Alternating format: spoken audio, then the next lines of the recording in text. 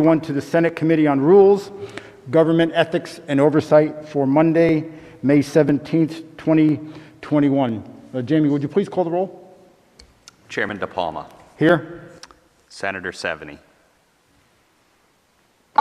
Here. Senator Coleman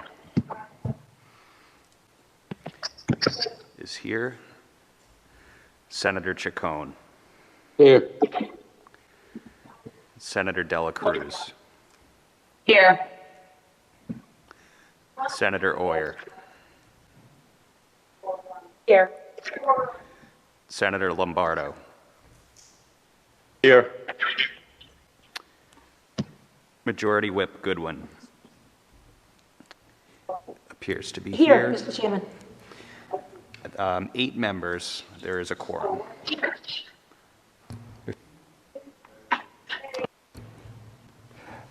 Thank you, Jamie, and thank you, members of the committee. For those watching on the phone and those who are providing verbal testimony, we will have verbal testimony at the end. We will ask everyone to keep their comments between 3 and 5 minutes. But prior to that, we will be having conversation with the Commissioner of Education, Angélica Infante-Green, the Superintendent of the Providence Public School Department, Harrison Peters, and Nicholas Hemond, President of the Providence Public School Board. Let me start by saying tonight is the first in a series of Senate oversight hearings on the state takeover of the Providence Public School Department. This will certainly not be the last, it's the first. I do want to thank the Providence delegation, including Senators Goodwin, Ruggiero, Bell, Chacon, Golden, Mack, Miller, Cazada, some who are with us tonight, some are members of this committee, for your leadership and concern for PPSD in requesting this oversight hearing. Anyone who knows me knows I'm in search of facts and data. To that end, the goal of tonight's hearing is to gather facts and data on the recent situation with the hiring of the high-level, I'm going to call it the Providence School Department. You'll hear me say PPSD, Providence School Department Administrator. Let me reiterate. The goal of this Senate oversight hearing will be to gather facts and data on what has transpired, what should have transpired, etc. Clearly, past instances will be included in our conversation. It's a part of the conversation of tonight's hearing. Looking at the situation through the lens of students, most importantly, their parents, their grandparents, teachers, residents of Providence, residents of Rhode Island, General Assembly, etc., the following comes to mind. And I'll discuss this again at the very end. The first item that comes to mind is judgment. At multiple levels, was there a lack or repeated lapse in judgment? Next, trust. Decision-making resulting in a loss of trust, potentially. Confidence comes to mind in looking at the various constituent groups I mentioned earlier in the loss in confidence. The word history, pattern of behavior recurring from the past, history. Risk taking and realized, potentially putting PPSD students at risk. And the last word that comes to mind here is gamble. Rolling the dice that past situation wouldn't reoccur, a gamble with the Providence Public School Department students. With that, if folks on the phone, if you're not speaking, if you could be on mute, it would be appreciated. With that, our endeavor tonight, and I'll say for the third time, and you'll hear me say it again later, is endeavor to ascertain, understand, interpret, evaluate, and question the facts and data surrounding the situation of the Providence Public School Department and the hiring, et cetera, and the incidents that manifested itself with the high-level administrator. With that said, we are going to have an opening statement from Commissioner Infante-Green, followed by a statement from Superintendent Harrison Peters, and then from there we'll go into some Q&A, which will probably take us some time. I would suspect when we get to that point, Commissioner and Superintendent, that's some of the questions that will be asked. They may be asked of the Commissioner first, will probably be joint answers that you'll want to address. So without any further ado, let me turn this over to Commissioner Angélica Infante-Green for a opening statement. Over to you, Commissioner. Thank you. Can you hear me? Yes, we can. Okay, great. Thank you. Good evening, Chairman DePalma, honorable members of the Senate Oversight Committee, and members of the Providence delegation. First and foremost, I want to begin by making it clear that the safety, well-being, and the education of our students is the utmost priority for Rhode, for me as the Commissioner of Education, and above all, for me as a mother. During my time in Rhode Island, I have worked incredibly hard to build trust and strong partnerships to fix a broken education system. I want to sincerely apologize to everyone for the situation that has brought us here today. I'm mortified by this. This by no way reflects the high standards that I expect of every single staff member and educator who works in our Rhode Island schools. As Commissioner, I oversee Providence Public Schools turnaround. I ask that you do not allow this conversation to define the progress that we have made in our capital city. A city where the students perform at single digits and have so for decades. Change is hard, but it's happening. Even during the pandemic, we have met the initial benchmarks set by the community for us. We cannot talk about this in a vacuum. We've implemented a uniform, high-quality curriculum for grades K to 8 instead of piecemeal approach throughout the district. We increased professional learning from 1 day to 12 days of learning for our educators to be able to implement the curriculum. We reduced teaching vacancies from 100 to 20. Nearly doubled the percent of teachers of color hired, the required teacher participation in parent-teacher conferences, and we're in the process currently of hiring 36 community specialists from the neighborhoods in our middle school and high schools, bringing counselors to every single elementary school to better support our students' academic and social-emotional needs. We have done a lot of work, but there's still a lot of work ahead of us. Like communities across the country, the pandemic has presented us with real obstacles this past year. And half year this last year. But that has not deterred us from our work and our commitment to make sure that every Providence student has access to high quality education. We will continue to do this important work because our students and families deserve it. I want to make clear that when I was alerted last summer by the media that Dr. Alege's previous action in Florida, I immediately brought Superintendent Harrison Peters in to address this matter. Harrison assured me that he had done a thorough background check. Like many of you, I was dismayed and heartbroken to learn of this current situation. The moment I learned of this incident from Harrison, we contacted Warwick Police. We took action and removed Dr. Alege from our schools and placed him on administrative leave. When we were provided additional details, we asked for his resignation. There were other ways that the district has traditionally approached discipline, but none of them were acceptable or immediate. So we took action. Hiring Dr. Alege was a mistake. Hiring Dr. Alege was a mistake, and one that I can assure you will not happen again. We've introduced a series of additional checks and balances that the superintendent will cover more in detail.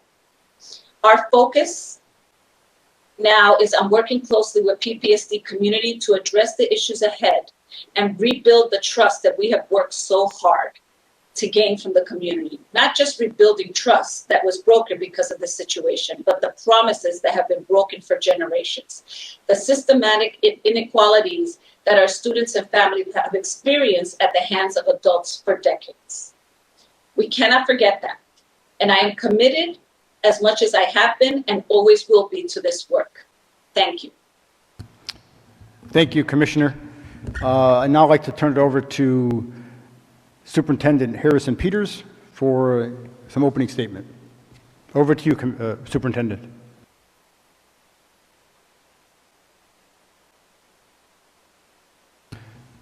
Superintendent, I believe you're muted right now. Sorry about that. That's okay. Go Can you hear me ahead. now? Yes, we can hear you now. Thank you so much. Chairman DePalma, Majority Whip Goodwin, honorable committee members, members of the Providence delegation. Thank you for your continued attention to and concern for Providence Public Schools and our students. Today, I'm here to talk about the hiring of Dr. Olayinka Alege, an administrator for the Providence Public Schools District. Last year, I ultimately made the decision to hire Dr. Alege. I did so after an extensive multi-round interview process. I did so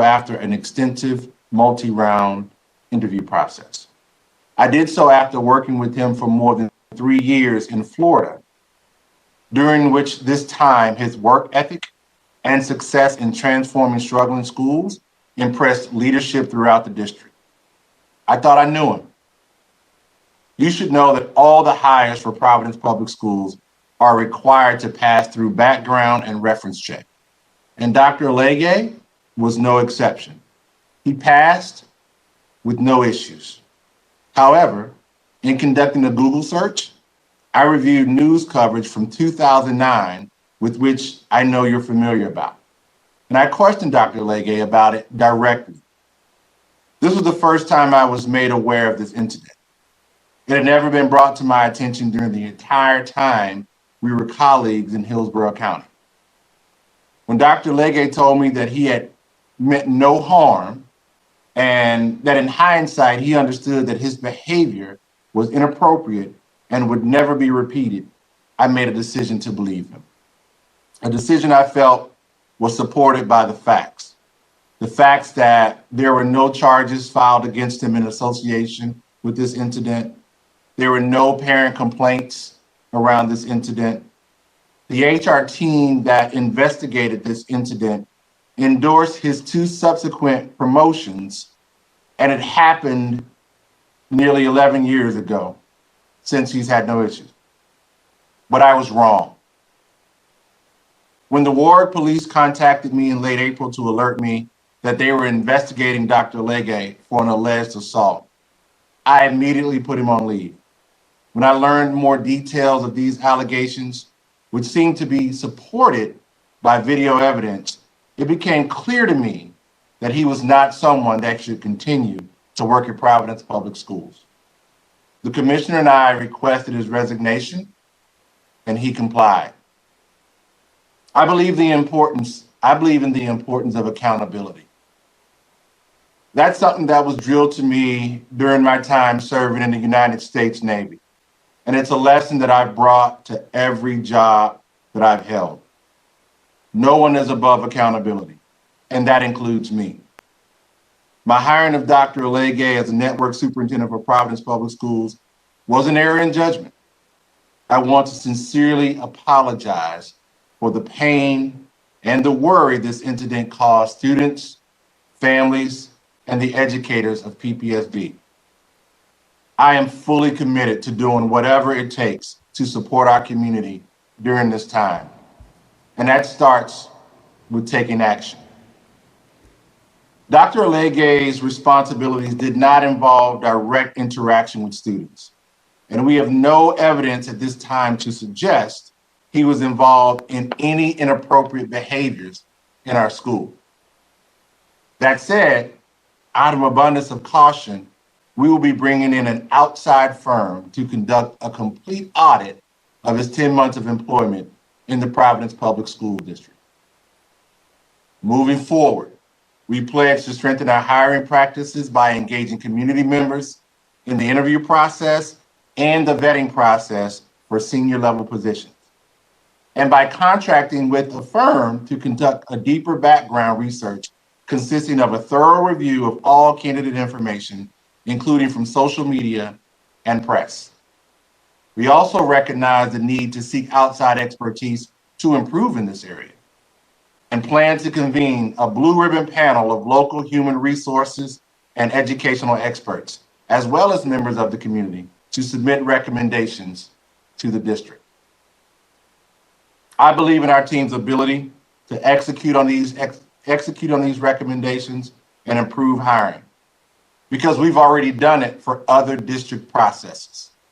Over the last year, after acting on the recommendations of the community, we reformed some of the main processes called out as obstacles to progress in the Johns Hopkins report, including budgeting and procurement.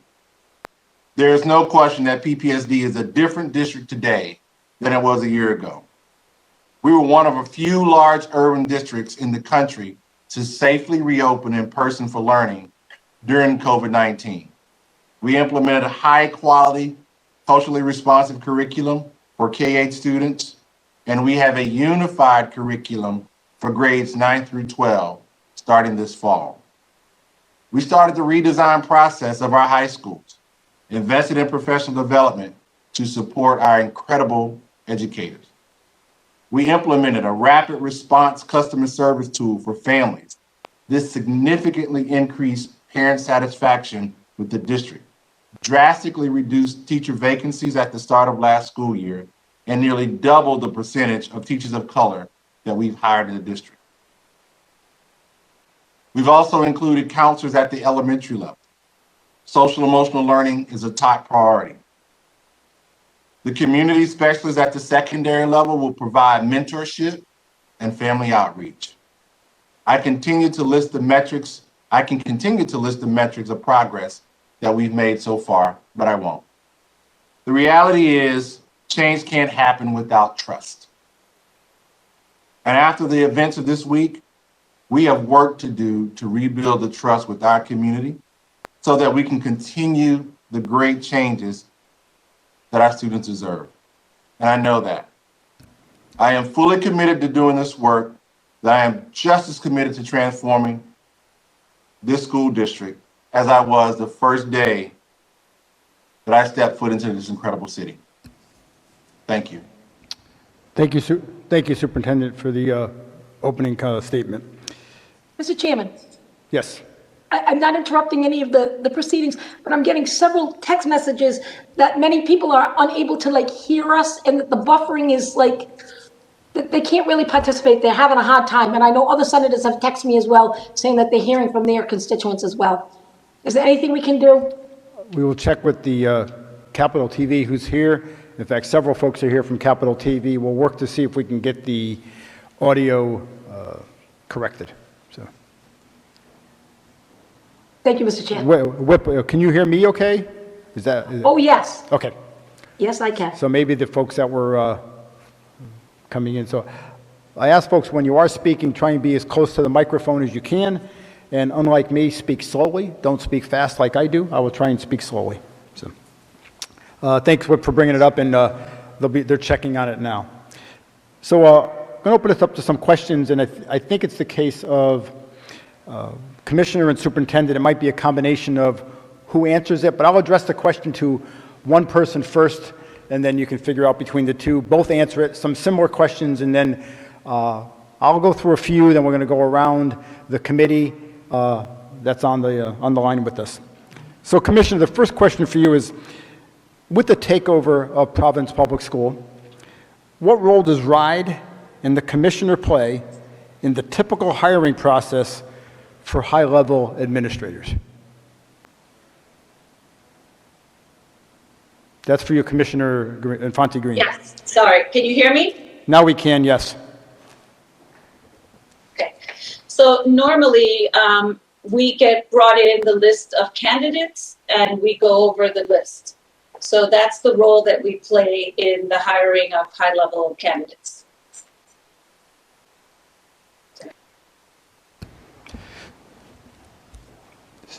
Commissioner, just for getting back to the Whip's question earlier, they're having a similar issue in another committee hearing as well, so they're working to try and correct the buffering. So, Commissioner, specifically with regards to the particular hire here, what role did you play in the hiring? We met Dr. Alege in a conversation that we normally have with all candidates, but that was it. Okay, so it's not part of the interview process. No, I'm not part of the process. The district brings me the names of the candidates and we discuss what their roles will be.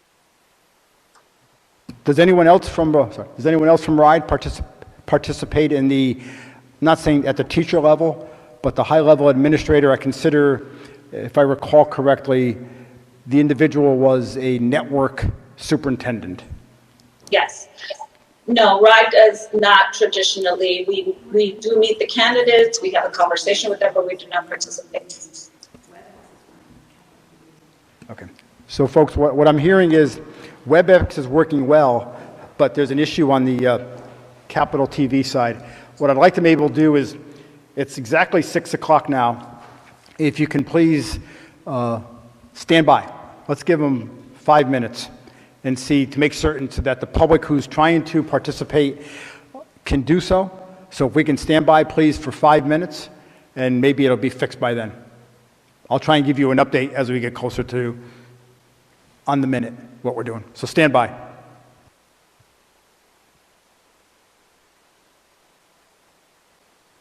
That's the challenge we're having is not the WebEx, but the challenge we're having is on the Capitol TV network side of things, so that's what they're looking at right now. We'll let you know.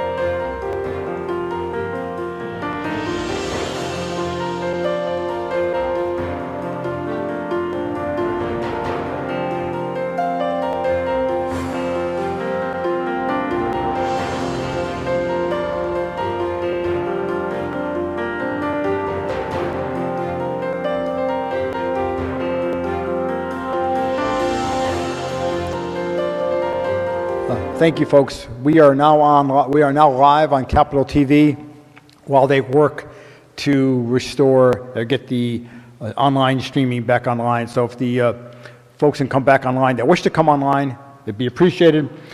Also, an update for those watching and those, we have Whip Mary Ellen Goodwin, Senator Majority Whip, is with us. We have Senator Hannah Gallo, President Pro Tem. We have Senator Sam Bell, Senator Tiara Mack, and Senator Joshua Miller have also joined us, or were with us. They may not be with us any longer, but they may be back. So Commissioner, just a follow-up question for you, and then we'll go to the superintendent, and then we're going to go around to some of the committee members. So Commissioner, going back to, if I thought I heard you correctly, you were involved, but you don't have final authority or responsibility for hiring the high-level administrators. Is that correct? Correct. Okay. So given the state has taken over PPSD, shouldn't you have final authority? Well, I'm overseeing the district, but the day-to-day is done by the superintendent. So the current process is that they bring the final candidates, we get to meet them, but we're not part of the hiring process. Okay, I'm not going to continue down the path, but given that the state has taken over, if we're just in the role of hearing what's going on, listening. But you're correct, but moving forward, that is what is going to happen. I will be involved in the hiring, and no senior level hiring will take place without Rhode being involved. Okay. Let me go to the superintendent before we then go around to some of the committee members. So, the Superintendent Peters, you talked about the hiring process for high-level administrators. Can you talk a little bit more about the vetting process? Because I saw what you had presented. I heard what you said with regards to part of the vetting process. With regards to the consultant review.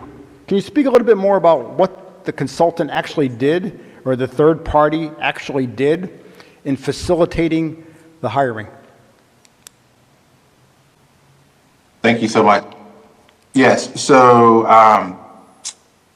Dr. Legge was highly qualified for this position. It was a team-based hiring, and he was the consensus choice of the team. So it came to me as a recommendation from the team. I worked with them for nearly 4 years in Hillsborough County and was never aware of this incident. We brought a consultant in who understood the role of the principal supervisor and who leads this type of work around the country.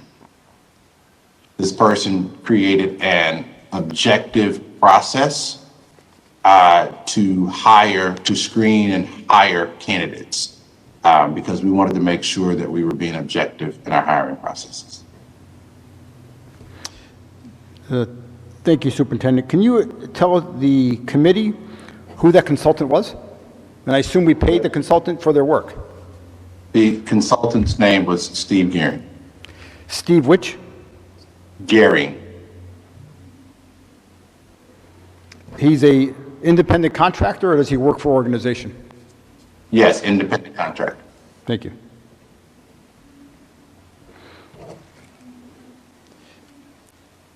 And with regards to, last question, part of this I have, then we'll move over to the committee. With regards to, I saw in what you had sent and what you had said with regards to checking references.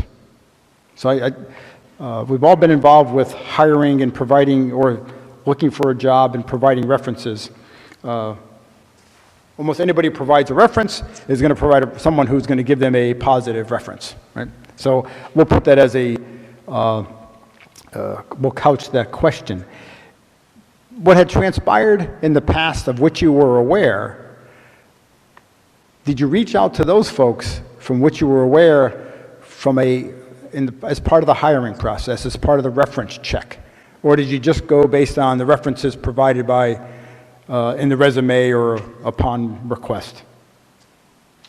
So this event, this incident that happened with Dr. Legge happened over 11 years ago. I worked with Dr. Legge for nearly 4 years. When he transitioned to the district, I called 2 of his previous supervisors and a colleague that he worked with. Okay, thank you. Superintendent, all due respect, it happened over 10 years ago, and it happened again. So whether it happened 10 years or 11 years ago, and it happened again, the situation manifested itself there. I'd like to go over to some of the committee folks. Whip Goodwin.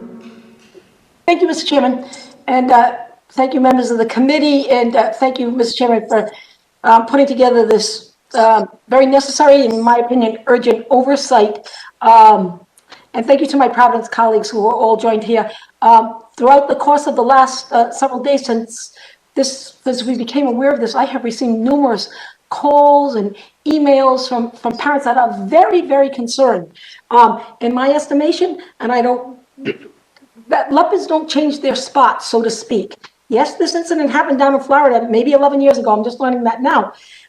But of course, alleged child predators never change their spot. They're never cured. And so thus, this administrator comes from Florida, and then that we know of, assaults a young boy in Warwick. And I'm very saddened by that, and I'm sad for him and for the family. And with that being said, this oversight of how we came to this point is so very, very essential. This is not a witch hunt. We're not out to get anyone. We want answers. I can tell you that from all sincerity. So I just wanted to follow up. I could ask so many questions, but I know time is limited, and we're limited to one. Well, a little bit of a follow-up, Superintendent. This would be, I think, directed to you. So back to the hiring of Dr. Legge. Was there, to put it in simple terms, like a hiring committee Okay, so there was a hiring committee. You're nodding your head, okay. Did this hiring committee pick Dr. Allegri? Or did they choose someone else? Thank you so much. Goodwin. We had an extensive 6-round process to select the network superintendent position. It was inclusive of a team that included members from my team in central office. It also was inclusive of 3 principals who were going to be directly working with the network superintendent, because I wanted to make sure that when this person was hired, that it's someone the principals felt that they could work with. So the consensus candidate, majority candidate, was Dr. Allegri. That was the recommendation from the principal and my central office team throughout the 6-tier process. Okay, so the people you speak of, was the hiring committee? Or no, these are another group of people? No, they were part of the hiring committee. Part of. So this, you had the majority that went ahead and voted, or however you operate, to support Dr. Allegri for this position? Yes, ma'am. Each round had a score and also had feedback. So based on their feedback and their score, Dr. Allegri was the consensus candidate. Okay, but just so we're clear, just as I'm winding down, Superintendent, you knew of these allegations when you were in Florida. Is that correct? Because you had a personal relationship with Dr. Allegri? No? No, ma'am. Dr. Allegri, when this incident was reported in Florida, I was working in another district. So you did not know of this? I had no idea. And Dr. Allegri was a colleague of mine. There was no personal relationship. And I was not aware of this issue when I was in Hillsborough County. As I said, shared with the team earlier, that the incident was investigated by the HR team. There was no discipline. There was no parent complaints. There were no charges filed. And in that same district, he was promoted twice to district positions. So when I got there, he had already been promoted twice and had 10 years of strong track record. Okay, so you only learned of this after you were already stationed here in Providence as our superintendent, correct? Yes, ma'am. And then when you learned of this, because it's hard to believe, because it was so well reported, the teachers were the ones that to first, bring this to the attention to the public, and then thankfully the news media reported this. So it became, the Rhode Islanders became aware of the fact that he had this allegation with these 5 boys down in Florida at some point in time. I'm wondering, you didn't tell the superintendent, you didn't tell our commissioner, Infante-Green, or the school board, because it seems like none of them had any knowledge. At what point in time did those folks become aware of the allegations down in Florida? Because even though he, apologized or called it a mistake, I think it's quite serious. It's really weird. I don't know when the folks came aware. I questioned Dr. Allegri there's a part of the process where each candidate has a one-on-one conversation with me. And I asked him to unpack that article. And Dr. Allegri said that it was reported as a form of discipline, just misguided discipline. So I asked him to walk me through the results. And Dr. Allegri shared that there was no discipline. There was no police report. There was no arrest. There were no parent complaints. I also asked the same question with the references that I called. Okay, thank you. Thank you, Mr. Chairman. I don't want to take up any more time, and I do have a lot more questions, but I understand I'm respectful of this process and all the time you've given. Thank you, Mr. Chairman. Thank you, Superintendent. Thank you, Madam Whip. Much appreciated. Just going back before we go to the next committee member, Superintendent, just a follow-up question on that. Did you sit on the interview committee? Yes, I was a non-voting. I did not take notes. I observed the process. I was a process observer. Okay. With regards to the situation that that we're talking about in Florida, did you make the committee aware of that situation? It's a yes or no. No, I did not. Okay. Any reason?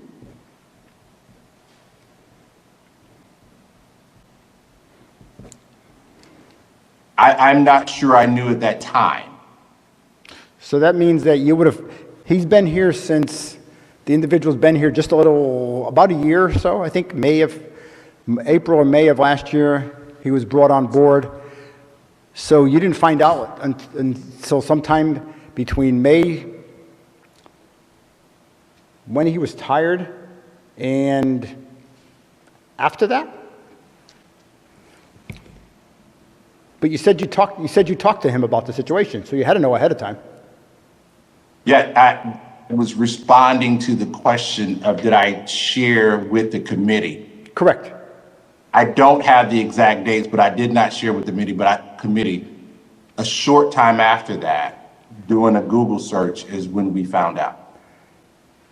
After it was already decided, or I'm losing track. I apologize. I'm trying to, as an engineer, I'm trying to get what do I know, what I don't know, what do I need to know, what do I want to know, and you had a conversation with the individual. You knew about it then because you said you asked him about it then. That was before he was selected.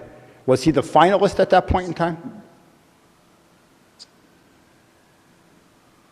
I didn't hear that last part. I apologize. Was the individual a finalist when you asked him? Was he the person that it was narrowed down to it when you asked him the question about his past? Because you knew about his past. You had just said to the majority whip, I knew about his past. I asked him about his past, and he said there was nothing official, nothing reported, no complaint, whatever, at the police, from a police perspective.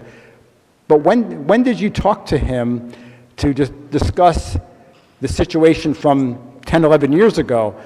Was after he was already hired, when he was the #1 candidate, or where? Now, this was before he was hired. But the committee didn't know about it. Right. There was a 6-step process Yes, okay. that spanned over multiple weeks, maybe even a little bit more than a month. During that process, I had a conversation with Dr. Legge about it. What? I appreciate that. I don't want to, when did you, but the committee was never informed. The interview committee that was involved over them, if you had different parts, and I've been involved, none of the committee members were ever informed of the situation. Correct. Thank you. Okay. Senator Coleman. Thank you, Mr. Chairman, and thank you to the superintendent and the commissioner for being here tonight. So I have 2 questions, if the chairman will permit. The first, I want to preface this with a comment, which is that I find it pretty disturbing that the way that the news articles, I did some Googling myself, misrepresented what was going on, right? So non-consensual touching of a child in any form by a school official is a red flag for abusive behavior, and it's also a grooming behavior, right? And so it very much concerns me that when we identify grooming behaviors that either it doesn't get up and down communicated through the committee, et cetera. And so the related question there is that were there additional personnel records or anything like that that was shared and reviewed from Dr. Legge's previous employment? Did they contain reports of inappropriate and non-consensual behavior either towards the students or others? So that's the first question. And if I can tack the second one on, I heard you say, Superintendent, a few minutes ago that in Dr. Legge's current role, he does not have direct contact with students. So was that an intentional design of his role because of these concerns, or was that coincidental? Thank you so much. So I have no records from the previous district to indicate what you just shared or asked about a discipline history. The sheer nature of the role is a principal supervisor, so he works directly with assistant principals, teacher leaders, and principals. So his day-to-day, the job is designed for him to work with adults. So it was not designed because of his history. That's the nature of a principal supervisor, the role that he was in.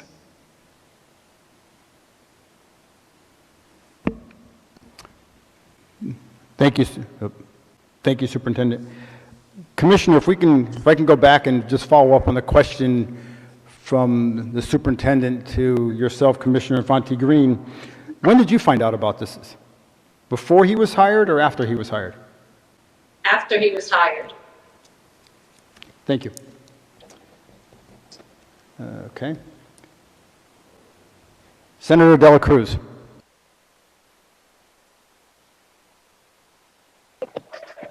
Sorry about that, I was muted. Before I ask my question, I may have missed it, but I want to double check. Mr. Chairman, are the commissioner and superintendent and any other individuals testifying about this this matter under oath right now? They are not tonight. Okay. There are two discrepancies here. I'm trying to figure out what the correct statement was, and I thought that I heard Commissioner of Education Angélica Infante-Green state that Peters told her the situation, but I also want to point out that that Dr. Peters, they came from the same school district as Dr. Alege, and he didn't know because it predated him. But on WPRI, it was acknowledged by him that he knew about this troubling and really despicable history with kids. So I'd like to know if that is true. Just to clarify, what I made reference to is when he informed me of the Warwick incident. I did not know about the Florida incident. Thank you, Commissioner. Yes, thank you. Sorry, go ahead, Senator Dela Cruz. I interrupted. I apologize. No, not at all, Senator. So I'm looking at the WPRI article, and it says here that Dr. Peters knew about this troubling past. I'm reading here off of my notes. So there's a lot of back and forth here in the committee. They did know, they didn't know, Dr. Peters knew, he didn't know. So news reports are saying that he did. I want to know with absolute certainty right here now, did Dr. Peters know about this behavior, these grooming, non-consensual touching behaviors?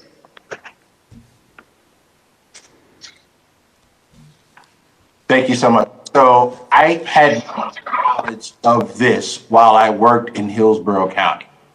I knew about this before we hired him.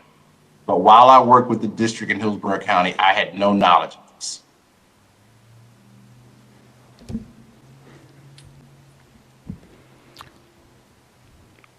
Thank you. So, Superintendent, following back on that, we hired a firm to facilitate the hiring and background checks and whatever else they did. I'm not going to ask you what we paid them, because I assume the state, obviously, the city's paying that bill or the state's paying that bill. But given that, if it wasn't known, if that wasn't uncovered, or known, I don't want to say uncovered, if that information wasn't made available as part of that process, wouldn't you say that if you didn't find out until after the fact, wouldn't we say the process is flawed? If, as you indicated, and as all of us did, and as many searches I did over the weekend, whether it was Google, Bing, you name it, the number of incidences, number of things that come up, including other things in Hillsborough County, Florida, or whatever, that the gravity, as Senate Majority Whip Mary Ellen Goodwin mentioned, the gravity of the situation. Any of us with children, or even if we don't have children, any of us with grandchildren, or if we don't have grandchildren, look at this and would find it extremely troubling that our family members, God forbid our children, I'll say even worse, our grandchildren might be in that situation. So, Senator Oyer, and Senator Gallo. I apologize, Senator Gallo. Senator Oyer. Thank you. I have two questions. One is for the commissioner. Commissioner, I just want to make sure that I'm understanding the timeline too on when you found out a comparison. So it's my understanding based on your testimony that you did not find out until after he had been hired. How long before this was made public did you find out? I'm sorry, the first question was, did I know? I knew after he was hired. I did not know about the Florida incident. And now with Warwick, I found out the superintendent informed me of what happened in Warwick the day he found out. No, my question is, when did you find out? So the superintendent has testified that he did know before the final hire was made. But my question for you is, did you find out about the Florida incident before it was publicly reported in the news? And if so, when? No, I found out through the news. Okay. Thank you, Commissioner. As far as, I think this is a statement more than it's a question, that I really take exception to both of the opening statements, both trying to, on one hand, want to sever this incident and this conversation from the state takeover of the schools, while then both pivoting into kind of promoting the work that they have been doing in the Providence schools. I take exception to that because the Providence School District educates some of our most vulnerable students. And I think Senator Coleman is right in identifying this as grooming behavior. And I am extremely, extremely troubled that it has been so difficult to get a timeline as to when this knowledge of the Florida incident, when the superintendent had that knowledge. And I also just want to be very clear that when somebody is exhibiting grooming behavior, you know, I'm somebody who believes in second chances. I'm somebody who believes in reform. But when somebody is approached and somebody is asked about their experience and that the superintendent indicated that the doctor just kind of denied this was an issue and said that it was misguided discipline.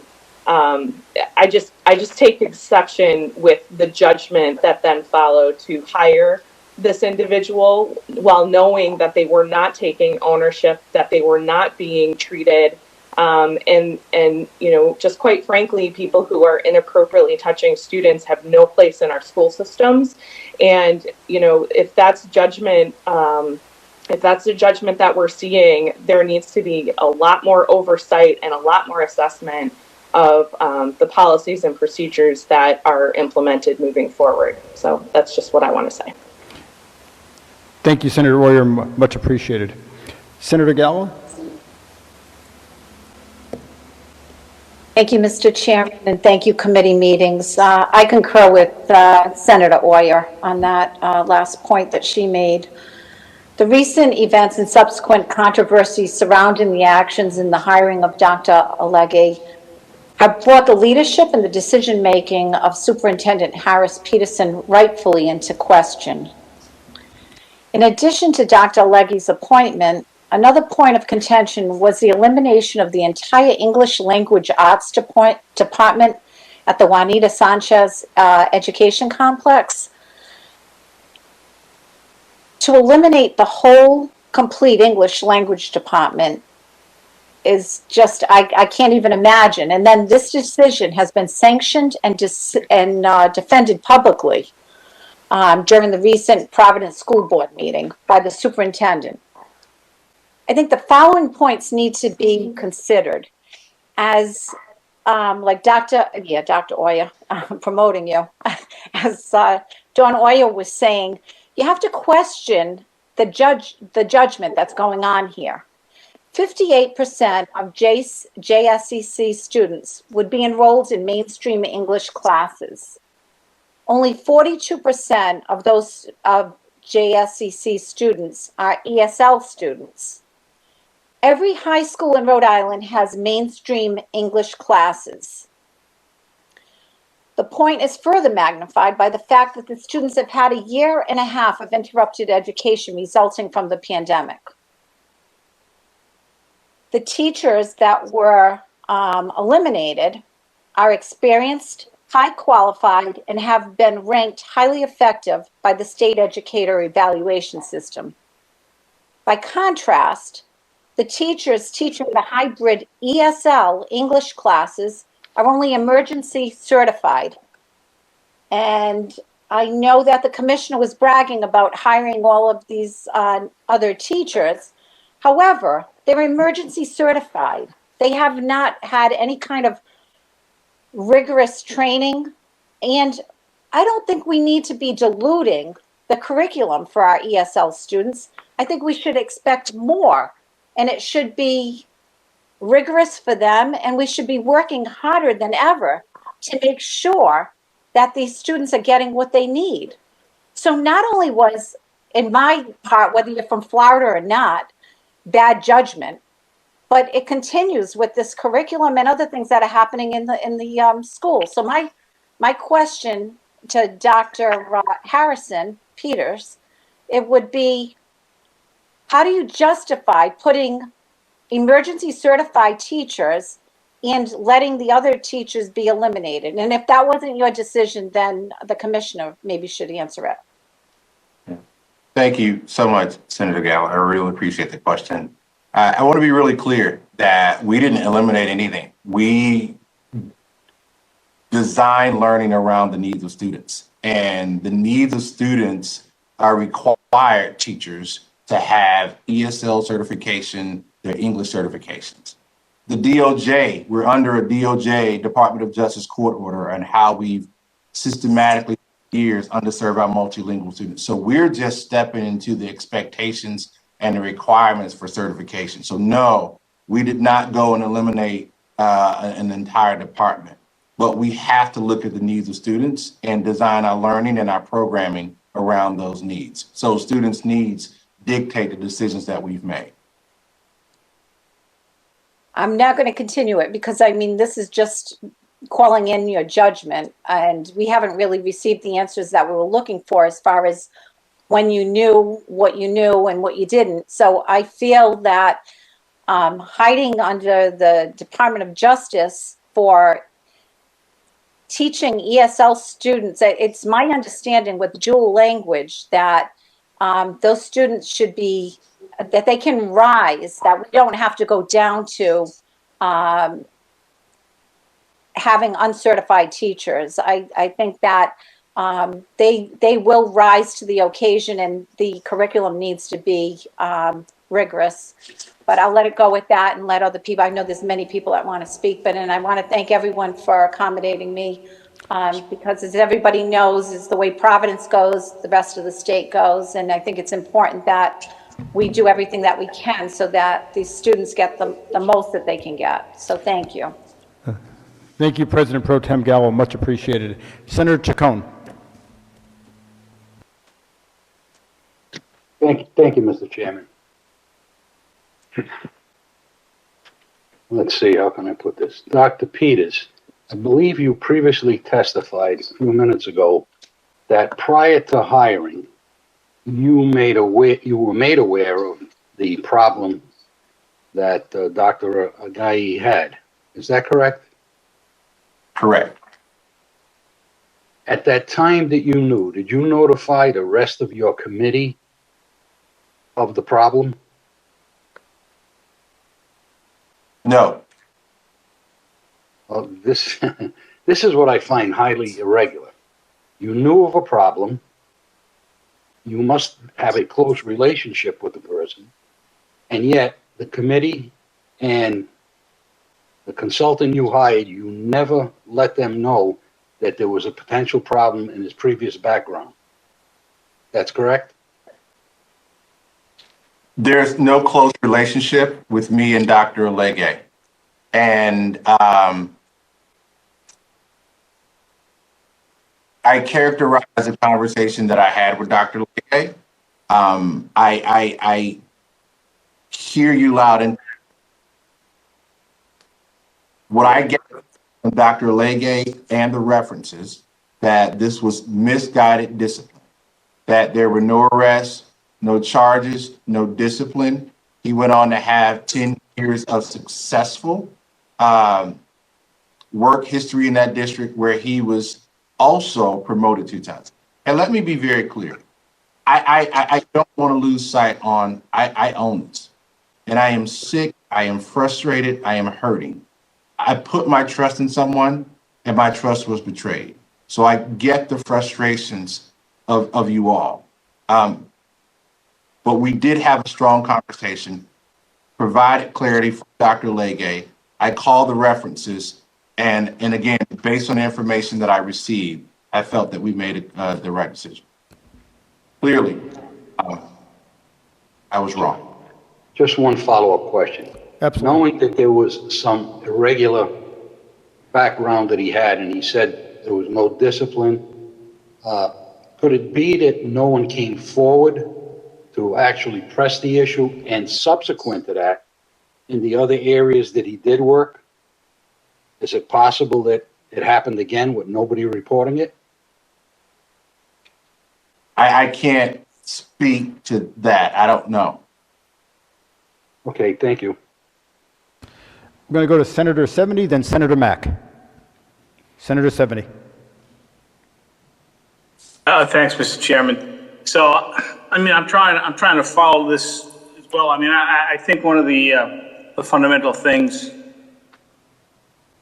in a circumstance like this you need to know is who knew what, when, and I'm still unclear on this. So let me make an assertion based on what I've heard. Dr. Peters, you're the only one who was aware of the history of this gentleman up until the time that all this news came out about the Warwick thing in the local papers here. Is that a correct statement? I can't say that. I don't know. Well, I'm sorry. I want to make sure I clarify. Did you say the Warwick situation? well, yeah, I mean, the reason we're here is from what we're reading about over the past week in what this gent did with that kid in Warwick. And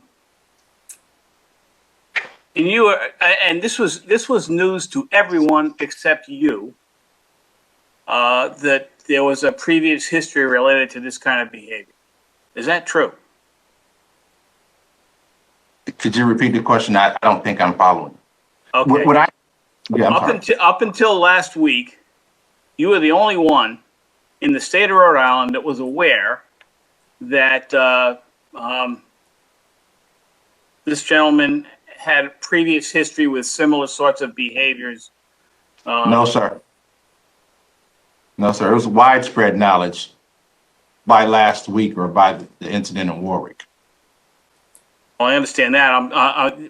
I mean, we all know now, but prior to what happened last week, what I heard was the commissioner had no idea. The person you hired to vet this gentleman during the hiring practice, you didn't tell him either, so he had no idea. And the other members of your hiring committee had no idea because you didn't tell them either. I like to offer just a couple pieces of clarification. First, is that, am I getting this right or not? I don't think so. We're talking last summer. I'm happy to walk you through if it's helpful. I'm happy to walk the team through, the family through the timeline. Go ahead, Superintendent.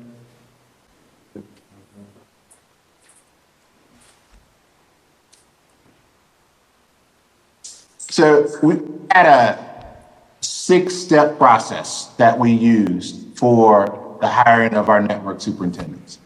And it started, first step, March through May 2020. We had round 1, which was posting of the role, collecting resumes, looking at the resumes, screening resumes, and selecting an initial group of candidates. I think we had maybe 32 applications. Step 2 was an initial phone screen where we talked to the candidates for about 30 minutes to get a sense of their theory of action, the work that they've done, their belief system. That happened during April 2020. Step 3, there was a 90-minute video interview with the performance task where they would come in, they were given a pre-assignment. It was aligned to the work that we're going to do in Providence around principal supervisor, and they had to come do a presentation of performance task. That happened in April and May 2020, the end of April through the beginning of May 2020.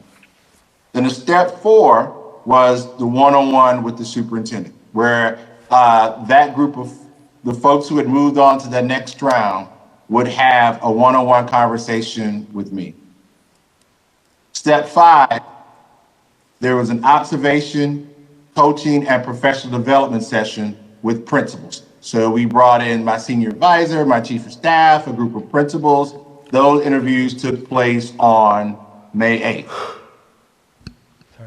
Step 6 and the final piece was the reference check and the offer letter.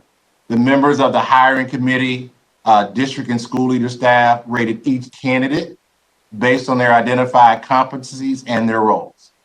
They also identified a consensus choice, and the recommendation was Dr. Legge. I called 3 references. There's a federal background check that was done. When those references and background checks were completed, there were no issues. Hiring paperwork was completed, and we finalized the contract mid to end May. Okay, well, thanks for all that. But I guess during this 6-step process last year, at no time did you inform either the commissioner, nor the hiring committee, nor the consultant that you were aware that this person had some prior history with questionable behavior from his experience down in Florida. Is that right? That is correct. That's what I was looking for. Thank you. Thank you, Senator. Senator Mack. Yes, thank you, Chair. I mean, this is really hard to unpack, and I think some of the things that you have said so far is that your trust was broken by the leap of faith you took to hire Dr. Alleghi, but especially in light of our crumbling schools and families who have watched a very public takeover, watching the trust of parents, the trust of students, and the trust in a school takeover essentially be diminished. Families and our students have lost all faith in this, and it's not just a statement of the process, but also how many blind spots did you miss in this hiring process, and how many other blind spots are you missing in the takeover of our schools? How many other red flags are we missing when we're thinking about how we're going to improve the education of our young people, the social emotional welfare of our young people, when we can't even get hiring for one of the highest levels of this turnaround correct? And I think there has been a call for the takeover of our Providence schools to end. And so what do you say to the parents who have lost the trust in this process, that they can move forward with any ounce of trust that there aren't other red flags that you and others in leadership are missing when it comes to putting our students' futures back on the right track and putting our families' trust back in a system that for decades has let them down? Senator Mack, Thank you so much. We know that we've got to continue to strengthen and rebuild trust. And one of the most difficult pieces is to have this conversation about what I shared, this gentleman betraying our trust. But also, it's hard to also take out of context just the extraordinary gains that we've had this year. We are a very different school district. We have seen tons of success. That being said, we still have a long way to go. We've also hired a number of executive leaders. Dr. Legge isn't the only one. The Johns Hopkins report cited that our school district was broken, and we needed to press the reset button from the top all the way through, and we've done that. I'm very open, and again, disappointed and hurt. We didn't get it right with Dr. Legge. So I tell our parents we are going to get it right. We fixed it. That's why I called for his immediate resignation. Where we go from here, we continue to focus on the turnaround, the needs of kids, and building trust with our community. And one other question for you. There have been several studies that young people in schools do significantly better when there are teachers that are homegrown from their communities, members of their communities who then move through the school systems, know their community deeply because they are oftentimes the uncles, the aunts, the cousins, and the people that these communities looked up to. Seeing some of the concerning news for someone who is not from our community, what is this office going to do to make sure that we're not only cultivating quality talent that isn't blind in the hiring process, but also cultivating local talent to make sure that our communities are understood by the very people who are here for the turnaround? Perfect question. One of the things that I heard from students and families when I first got here, that many of our educators don't live in the city, and students felt like they didn't identify them. So we've been on a distant all-out blitz on aid, putting several things in place to ensure that we are standing and respecting local talent. The first thing we've done, we've got a $10 million grant from the federal government to develop a pipeline from teacher all the way to principal. We're looking at our teacher assistants, which is a very diverse core of employees, to help them get their teaching certification so they can in turn return to the school and support classrooms. The third thing that we've done, you may have heard, is we're hiring 36 community liaisons. These community specialist positions are folks directly from our community. We heard loud and clear over the past year, parents and community want to be part of the process. So we've created, you probably remember last year, I cut about $3.5 million out of central office to try to set the conditions so that we can build a school district for the future. In building that school district for the future, we prioritize guidance counselors at the elementary level. If you notice, we don't have counselors at the elementary level. Our students need social emotional support and all the help that they can get. The community specialists are directly from the community. They know our children. We're going to hire them. They're going to be trained in restorative practices, de-escalation strategies, social emotional framework. So we are working really hard to stand up opportunities, A, to build a school district that reflects the students that we serve, but B, ensure that we're building a school district that's uniquely built for the needs of our children. Thank and you. One final question. I appreciate all of those steps that have gone to fixing some of the root causes of our lack of access to quality of education for young people in Providence. But as someone who was a certified math teacher in Massachusetts public schools, I could not teach in Providence when I wanted to. I lived here, this was my community, and because I was certified in secondary math education in Massachusetts, I could not have 100% reciprocity. There are many teachers who want to teach in our schools, and it is so much easier to drive 15 minutes to Attleboro, 30 minutes to New Bedford or Fall River, where one, the salaries are higher, and two, there are more there are better opportunities for teachers, and and the education system is far much more under control than it is here. What are we doing to attract high quality talent locally in our schools, and also not cutting corners when we attract more and more teachers into our schools for our young people? Can I answer the first half, the certification? You're 100% correct. We changed that so that you can have reciprocity with, I think it's almost 11 states. And that's not true reciprocity. That reciprocity is only if there is a like certification in the state. So, for example, a Massachusetts ESL teacher could not teach ESL in Rhode Island because in Massachusetts it's a standalone certification, whereas in Rhode Island it is an add-on certification. Commissioner, if we can just wrap up the question, please. I respect the question of Senator Mack. I know there are other questions on the topic, so Senator, I apologize, but to try and keep us on the, because we have a whole list of folks to testify after that. So Commissioner, if you can just quickly respond, and maybe you can follow up, Commissioner can follow up with Senator Mack directly. That'd be good, if that's okay, Senator Mack? Sure, I will follow up with the answer, absolutely. Senator Mack, is that okay? Okay. Just before we go to Senator Bell, so Superintendent, I want to go back to a question you made earlier, and it's great having laptops to be able to search and do things at the same time as we're hearing testimony, whatever. So I want to go back to Mr. Gehring, and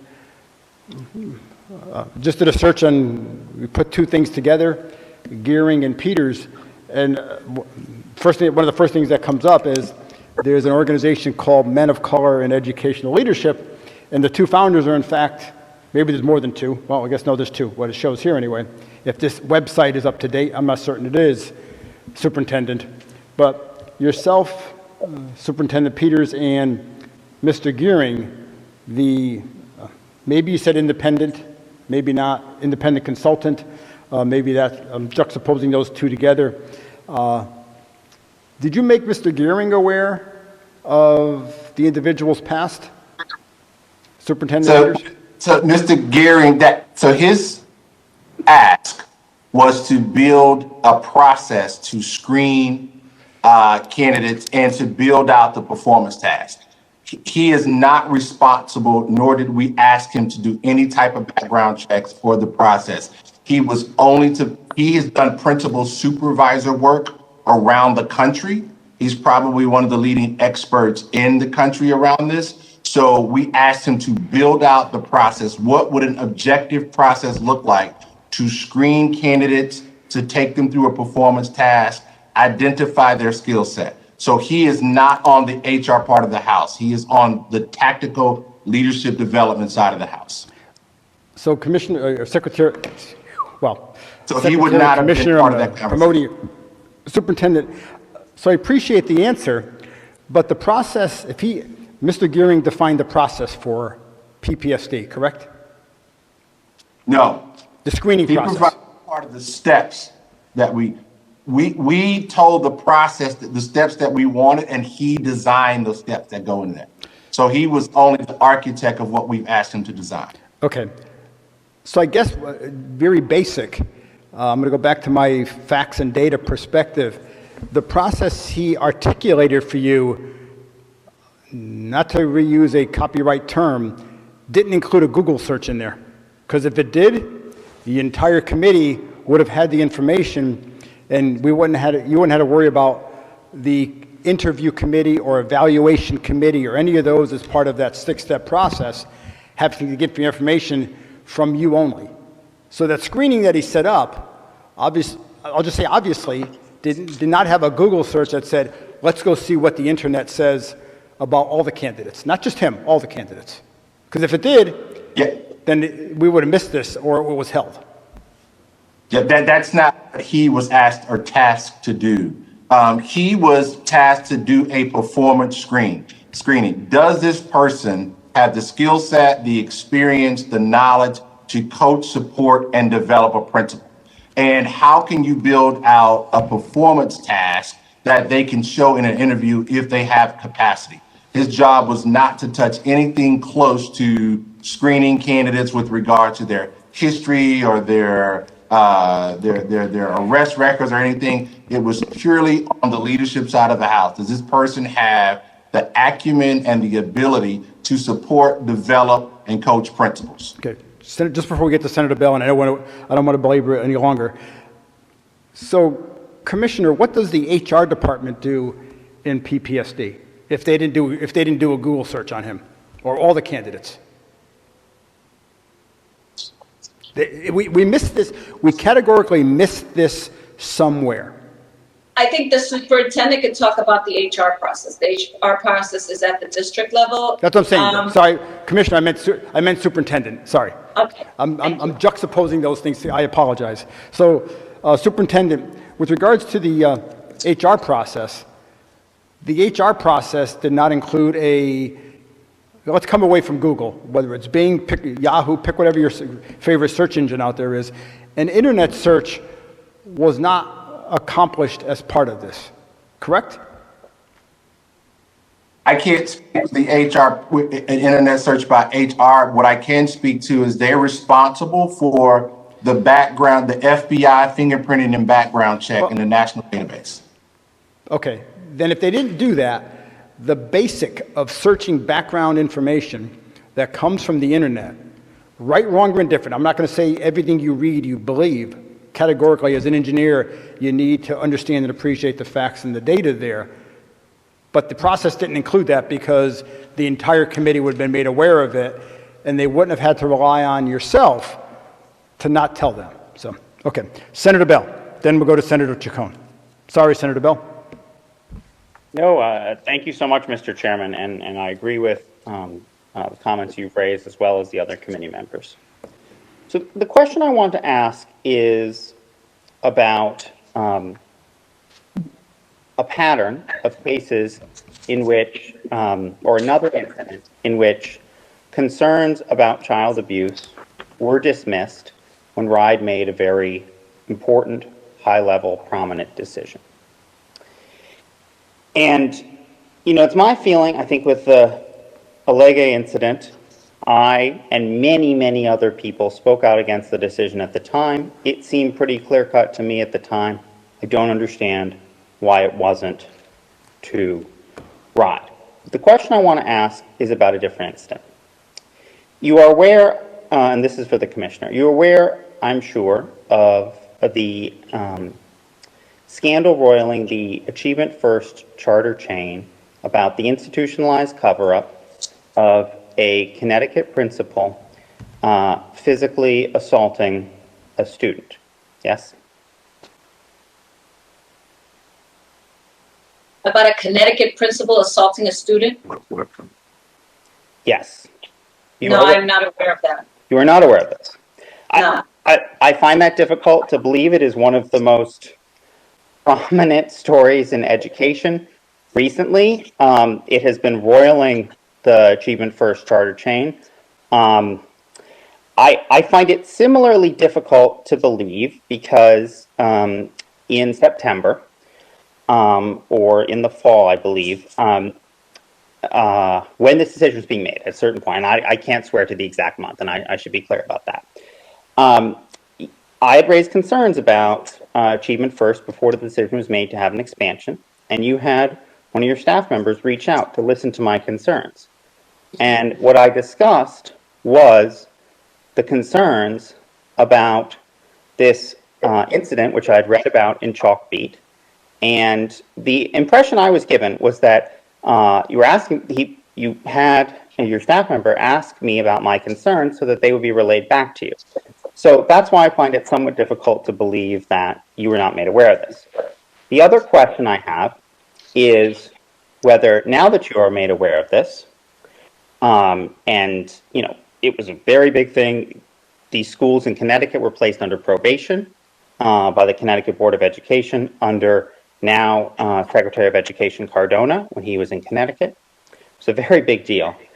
I'm wondering if you would be willing to take a couple of steps to ensure that abuse issues do not perpetuate in the Rhode Island Achievement First schools.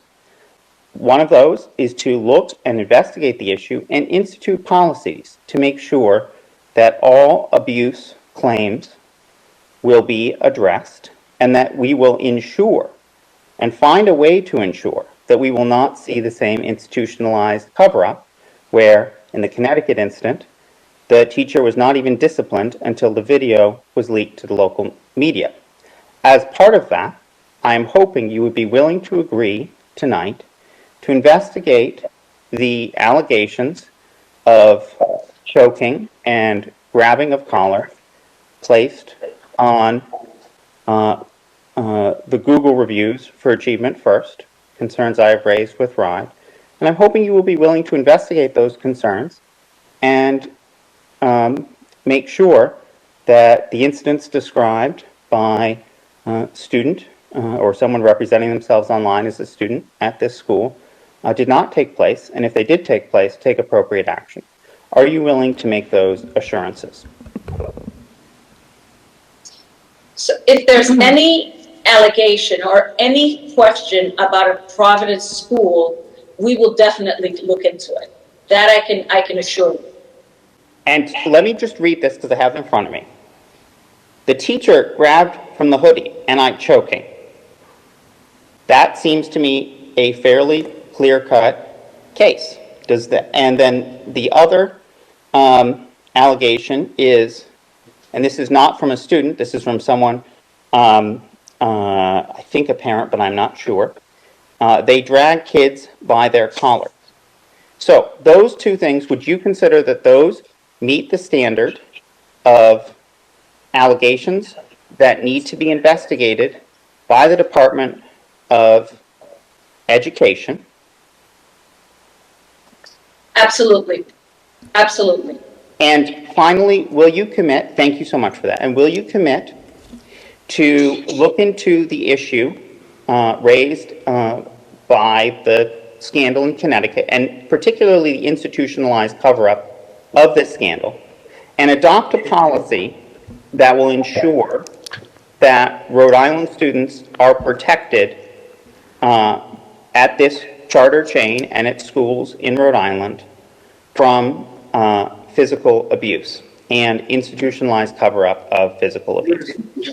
So I don't have jurisdiction over Connecticut, but I will follow up with Connecticut. But I will assure you that we will look into any allegations that have been made at a Rhode Island school and that does not take place. I'm asking you to also, in reference to the incident in Connecticut, look into that incident in Connecticut and its institutionalized cover-up. The scandal which was related to that was that the CEOs of the charter chain did not discipline in any way the principal until the video was leaked to the press. What I'm asking is that you form a policy to ensure that Rhode Island students are protected from abuse at this particular school in light of the Connecticut incident. Is that a commitment you are willing to make? Yes. Yes, I will look into that and I will bring back. Yes. Thank you, Senator Bell. Thank you, Commissioner. Before we go to Senator Dela Cruz, Superintendent, a follow-up question, well, I guess both for the Commissioner first, and then the Superintendent. And I think we're getting close to bringing up Board Chair Nick Hemond. And I ask if you can please, I know it's been a long night for everybody already, but Commissioner and Superintendent, if you can please stay around while the public testimony is on. We're not going to answer questions. It's for public testimony to be provided, but at least you can hear what's being provided. So Commissioner and Superintendent, the same question for both of you. Prior to the incident, had anyone in PPSD provided any or shared any concern about the individual prior to what happened in Warwick?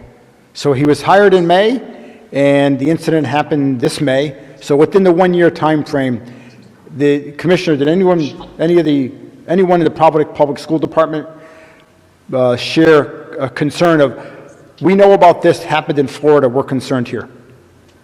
No, nothing has been shared with me. Okay. Absolutely not. Superintendent? No. Okay, so no Providence Public School teachers, staff, parents, or whatever. You mean like we saw it on Twitter when it first came out, like last June? Yes. Is that what maybe I misunderstood? Correct. So yeah, so let me, Superintendent, thank you for helping me clarify. So during the period of the individual's employment starting last May to the incident that happened in Warwick that resulted in his resigning, had parents and or teachers or whomever brought concerns to you about the individual? There have been no issues since he's worked for PPSD, if I'm understanding you correctly. So, there were concerns about his hiring, but that was early on with the Twitter stuff. But there's no one that came directly to me about any PPSD-related issues. and no new allegations about anything, similar situations or anything that would have been cause for concern since he was hired in the past year? Oh, absolutely not. And as a result, but we're still out of abundance of caution. We're going to bring a group in to look at his calendar, look who we met with, look at his schedule, and start an investigative process just to make sure. But we have zero evidence of anything that's happened in PPSD in advance of the Warwick incident. Thank you. Senator Dela Cruz, thank you for patience, Senator, thank you. Thank you, Chairman DePalma. It's so hard to fathom what happened or didn't happen with Dr. Alege's hiring. And one thing that we absolutely must keep in mind is that he was hired under the state of Rhode Island's watch, because Providence, the failing schools in Providence, the school district is under state control right now and has been for some time. This school district, the Providence School District, has been in complete crisis mode for years, with buildings in extreme disrepair, chaotic classrooms, very little learning occurring at all, according to the Johns Hopkins reports. And many of us even brought tears to our eyes hearing the heart-wrenching report. And as a lawmaker, it affirmed for me how critical our public charter schools are, since we've just been talking about it, and Senator Bell brought it up, I will bring it up. I am at a complete loss as how we could even consider a moratorium on the expansion of existing schools, because these students have no other choice. It's either go to this failing school or another choice. This also reminds me of Dr. Stone at Zambrano Hospital and at the Cranston campus at Eleanor Slater Hospital, knowing full well Senator, that he was supposed to. Yes. Senator, if I could, if we can just, we do have indicated about 22 to 24 folks. If we can, I know there's other issues to address. I will wrap it up, Senator. I will wrap it up.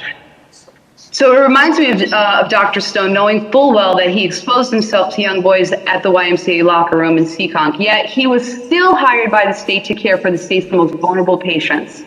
We have no idea what other allegations may surface around Dr. Alege after last week's arrest in Warwick for alleged assault on a child. Dr. Peters said that his trust has been betrayed. It almost sounds like he's excusing the failure to do a simple screening, or ignorance of what he already knew. Was this suddenly something discovered? It doesn't sound like it was, because of the testimony we just heard. Alege was accused of, I'll call it, fondling toes of at least 5 children in Florida, and we can only pray that he didn't assault more than 1 child in Rhode Island, even though 1 is 1 too many. And I remember a couple of years ago when an 11-year-old boy commented about attending class and smelling rats, and he was worried about his safety because of rats. Now he needs to be worried about being assaulted by an employee hired by the state that neglected the basic best practices of hiring. And it seems to me that it is the public's trust that was betrayed, plain and simple. So how do we earn that trust back? I don't think we can. And respectfully, through the chair, I would ask that Dr. Peters resign here and now. Thank you, Senator.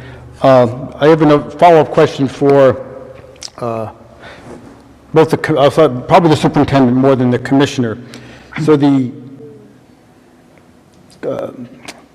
superintendent, going back to the question regarding, I think, did you say that teachers and/or staff or parents had brought the situation to your attention after the individual was hired? Could you be just a little more clear? I'm not quite following. So, Superintendent, I'm trying to take notes as we go along as well. So since the individual was hired in May of 2020 until the incident manifested itself in May of 2021. I think it was May, maybe, I think it was April. I forgot what the date is, but within the year, did parents raise a concern to you, or teachers or paraprofessionals, without having to name all the groups, anybody within PPSD raise a concern of, we just hired the individual here, and the past is not a stellar, it's nowhere near, it's a very clouded and checkered past that the individual has.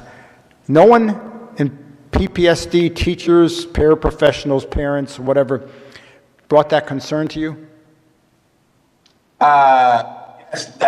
There were concerns. I read them on Twitter. There were. Did you bring those concerns? Not quite following. Okay. So the short answer is yes. They brought some concerns to you, even if it's one. Did you share those with the commissioner? Yeah. So they didn't bring them to me. They were shared on Twitter and social media. Okay, but you saw them, I guess, if I didn't see them because I'm not in PPSD, but you saw them on social media. Is that what you're saying? Yeah. Okay, because you said they're on social media, so you must have seen them there. Did you share that with the commissioner? Yes. Okay, well, so you just said it a little while ago, she didn't know about it. Well, no, I think we got to be careful with the timing. Well, so we only have. Let me just clarify. That's when I became aware he was already hired. Okay, but he was hired, but we didn't do anything once he was hired with that background, with that past. Here's the concern I think that's manifesting itself, Commissioner and Superintendent.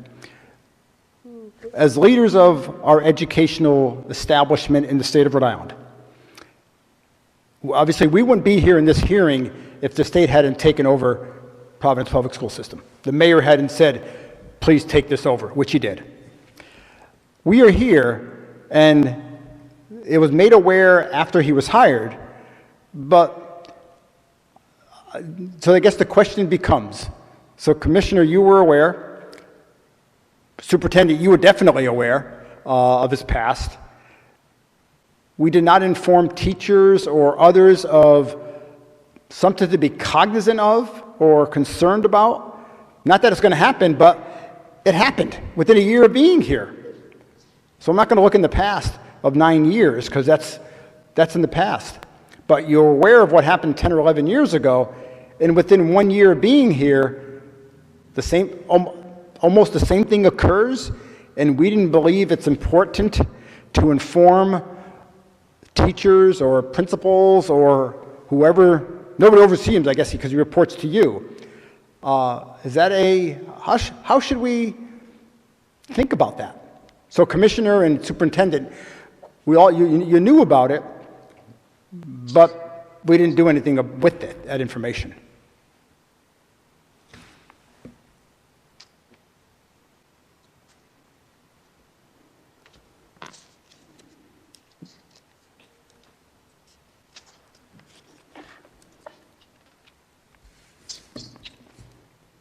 So when I became aware, he was already hired, and unfortunately, there's a due process for Dr. Alleghi.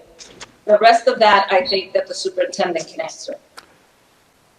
But Commissioner, if I could, before we go to the superintendent, we, the state, are accountable and responsible. Most of me, we are accountable. When the state took over the Providence Public School System, we accepted accountability for the system. We delegate. There's accountability, there's delegation, and there's authority. When we, the state, took over the Providence Public School System, we, Rhode Island, basically through yourself, gave you accountability for the Providence Public School System. Through your accountability, you delegated the responsibility to the superintendent to ensure and carry out what the state is accountable for. Different than the city of Pawtucket, the town of Middletown, where You don't have accountability and responsibility for them. They are on their own. You have a role, but you're not accountable for what happens in Middletown or Pawtucket. But in the case of Providence, we, the state, through the mayor of Providence saying, it's yours, yes, take it over, he agreed to it, became accountable for education in Providence. So the commissioner is accountable, the superintendent's responsible and has the authority to do what needs to happen.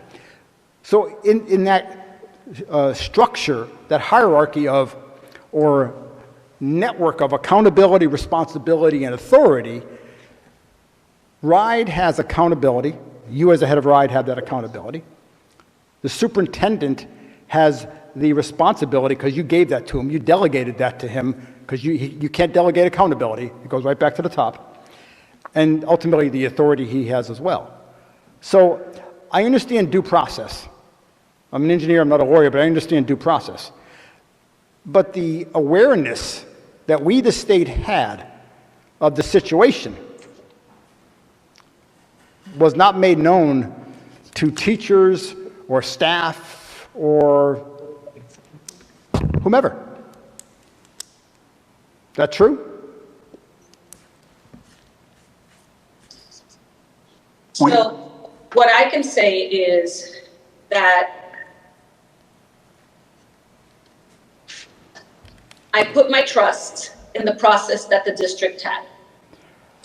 It is clear to me that that trust has been misguided and that moving forward, I will be part of the process for higher level hires. That is clear. I apologize. I trusted that that process was being conducted. I thought that I had all the information at the time, and yes. So I take accountability for it. I own that, because you're right, I own accountability. And all I can do now is fix that, make sure that that never occurs again.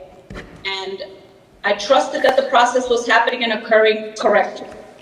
Okay. Thank you. Superintendent, so let's talk about the responsibility that was delegated to you from the superintendent having, the commissioner or Rhode having accountability. You believed it was not appropriate to have principals or parents, principals or teachers, let's forget parents for a second, but principals or teachers made aware of what they should be on the lookout for. Not that it's going to occur, but it happened 11 years ago, and within 1 year, it happened again. That's the gamble that we took.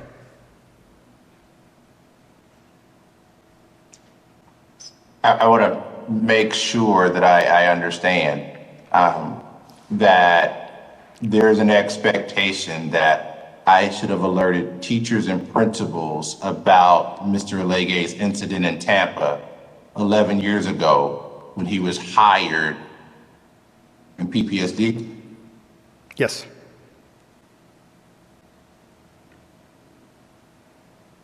That did not happen, and that's not a practice that we. Okay. I can share with you what we have put in place and what we will put in place, because I definitely hear the frustration, and I heard the commissioner loud and clear around why this will never happen again and the safeguards that we have to put in place. We've added additional layers to make sure this never happens. But I did not send a message out organization-wide to teachers and principals about Dr. Lege's situation 12 years ago. I did not do that. Okay. Senator, I have a follow-up after, but Senator Miller. I think it's Senator Miller. Yes, Senator Miller. Yes, I have one quick question. I think a lot of my questions have already been asked and answered, but I have one quick question.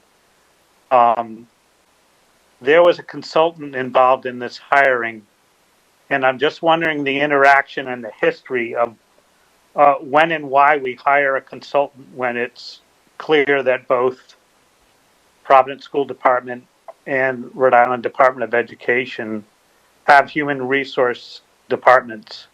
So what triggers the hiring of a consultant, and historically, how does that work, and why in this case, and where does that cutoff occur on hiring a consultant to be involved in human resource issues? Yes, sir. I want to try to separate this. The consultant wasn't hired to screen candidates' backgrounds. It wasn't hired to replace or take the role of HR at all. That wasn't why the consultant was hired. The consultant was hired to develop a performance, a leadership screening process to see if the candidates had the ability to support, supervise, develop principals. Could they actually do the job? Do you have the acumen, the experience to be able to go into a school, coach a principal, coach an assistant principal, help them look at their instruction priorities and move forward? That is very different. It's like a principal. The principal hires a teacher because they know what good teachers are, but HR does the screening. So basically, we hired an expert to come in on the leadership side of the house, not the screening. So the consultant wouldn't have anything to do at all with the background and that type of screening. There's two separate expectations. We left the background, the history search for the BCI that the state does, the FBI background check that we've done, that was done according with our HR department. That was not an expectation of neither Rhode nor PPSD. It was the consultant who did the leadership part.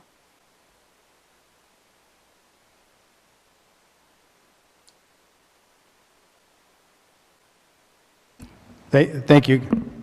Senator Miller, was there a follow-up? Oh, thank you very much. Senator Mack. Hi, I wanted to ask another question about the process of hiring. So it's become clear that after the hiring of Dr. Legge, several folks, including the commissioner and superintendent, were made aware of the incidents that happened a few years ago. Why was there no trigger at that point to hold an accountability process or to work on mediating the terms of his hiring or to work on a process? It became why was there nothing that triggered his removal?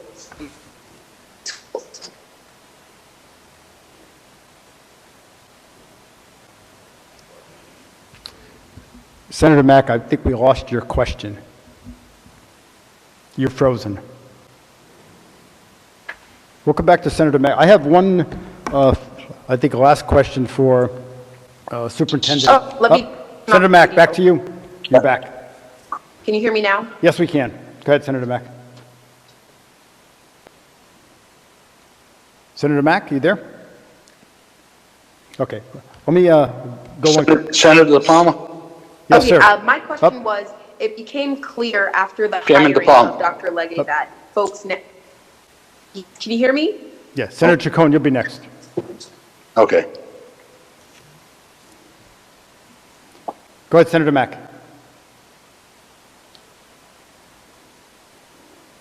Senator Mack? Okay, Senator Chacon, then we'll come back to Senator Mack. Thank you. Dr. Peters, I have a question, and I just received an email regarding the question I'm going to ask. Your earlier testimony is you notified no one on your committee prior to the hiring of Dr. Regali. Is that correct? Correct. Yes, sir. Okay. Was there another incident in 2017 that you failed to notify parents of an alleged sexual attack in the school district that you were in? No, sir, that was incorrect. No? I can walk you through that process if you're interested in me sharing what happened. But that's abjectly false. Okay, so hold on 1 minute.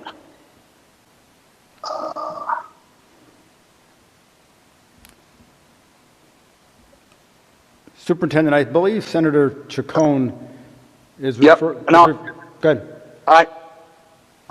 Hold on, I'm back. Where was it? I just had it. Give me 1 second and I'll bring it up. Senator Chacon, I think it would be Shields Middle School? Okay. Is it Shields Middle School? Yes, it was. That's correct. And the reporter asked you questions. And one of the questions was, there was a possible sex offense investigating going on. You removed the substitute and parents weren't notified. How is that possible? Peters. So yeah, we didn't look at it that way. We looked at it, there was an accusation of an adult. Reporter. A possible sex offense. Peters. That's the label that you are attaching. Reporter. That's what it says in the police report. Possible sex offense. Peters. And that's fair, as well as what we done is made sure that we followed all our safety protocols. We removed the adult immediately and launched an investigation through the police department. Peters. They said immediate notified the sheriff's department based at the school, the SRO. But according to the sheriff's report, it was the parent who notified him. And that was days after the school said they were first. No, that's not me. That's you talking to the reporter.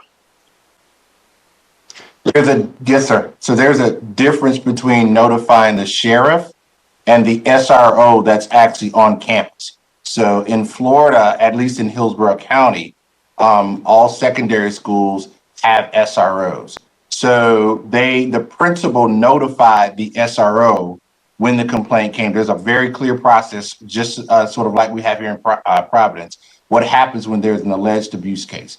At the time, I am the deputy superintendent. So there are 3 levels between me and the principal. When the principal heard the accusation from the student, removed the teacher or the substitute, blocked the teacher from coming, ever subbing in the district again, called Children and Family Services, called the deputy, did everything that the principal was supposed to do. There's no evidence that the principal did not follow process.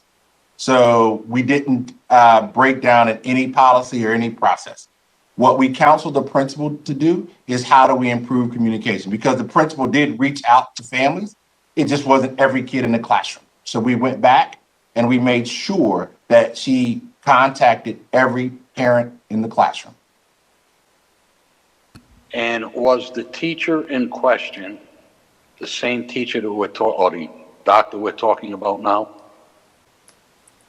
No, sir. This was a substitute teacher. Okay. This was a substitute teacher. Yes, sir. All right. Thank you for your answer.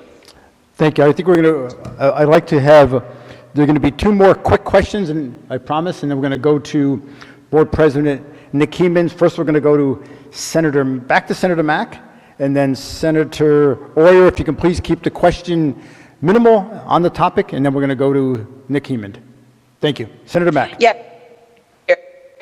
My question is, after it was made clear to all folks who were involved in the hiring decision, including yourself, Commissioner, why was there no trigger to have an accountability process or to work on offboarding Dr. Alege after these allegations were made clear after his hiring? So I brought the superintendent in, and I stepped down the superintendent and asked him what happened here. And he walked me through everything he did. He called the superintendent in Hillsborough.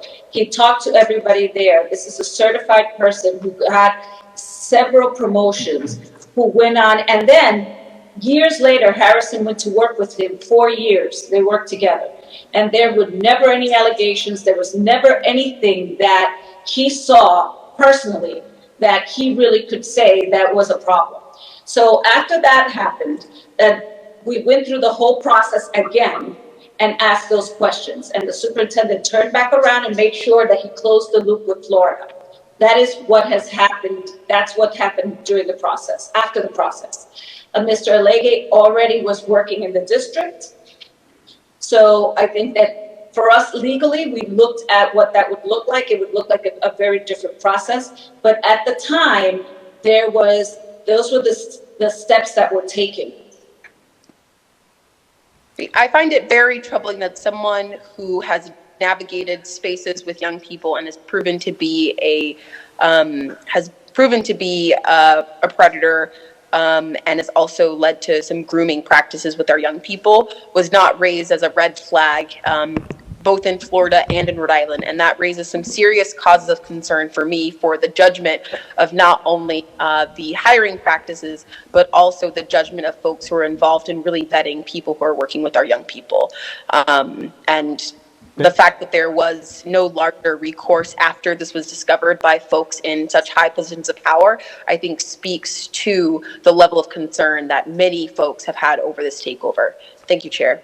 Thank you, Senator Mack. Thank you, Senator Mack. Over to Senator Oyer, and then over to Board Chair Nick Hemond. Senator Oyer.